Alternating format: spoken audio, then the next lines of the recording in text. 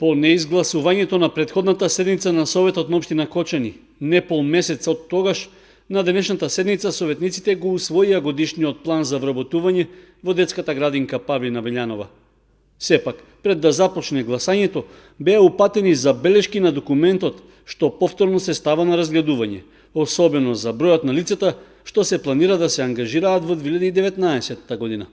Од опозицијата побараа објаснување за наведените податоци, при што беше оценето од и планот и овој пат не заслужува да добие поддршка. Дали таков план имаше и за 2018 година и дали се реализира или се реализираше тој план? Предпоставувам дека е по закон поднесувањето на овој годишен односно годишен план за вработување. Меѓутоа, читајќи го годишниот извештај за работата на детската градинка 2017-2018 година, не прочитав дека има недостаток за тој кадар.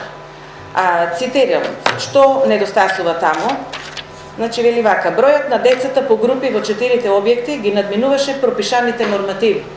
Тоа значи дека има проблем со воспитувачи и негователи, а тие не се опфатени со овој план, бидејќи тие се за такво вработување, за таков кадар, се во согласност со закон за вработување во јавниот сектор. Значи, барам објаснување или образложение, бидејќи навистина не ми е јасно каков е тој план со толку многу вработувања, бидејќи во градинките има 86 вработени, а има капацитет 650, односно со капацитет од 650 се мисли нели на деца. Со оглед што се најавува оти ќе се гради уште една детска градинка во Кочани, беше упатено и прашањето колку вработувања ќе има тогаш и дали досега немало проблем во функционирањето на установата со сегашниот број на вработени. Од градинката пак дојде одговор, оти годишниот план се однесува само на лица што би се ангажирале како помошно-технички персонал и административни службеници, а наведените 13 вработувања не се задолжителна обврска. Годишниот план представува рамка, а не и дека законски мораме да го спроведеме. Значи, ние мораме оваа бројка на планирани вработени со истата бројка го донесовме планот и минатата година, значи минатата година планот е донесен и истиот се реализира по добиена согласност од Министерството за финансии преку Министерството за труд и социјална политика.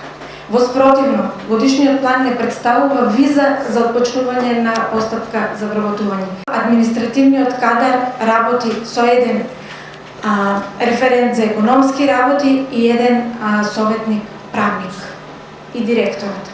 Ако сметаме дека ова е многу за една детска градинка со 800 деца и околу 90 вработени, јас мислам дека не е многу. Туку треба да се вработат уште најмалку двајца во администрација и уште толку колку што имаме предвидено за помошно-технички персонал, оние кои што ќе се грижат за подготовката на храна во градинката и за хигиената.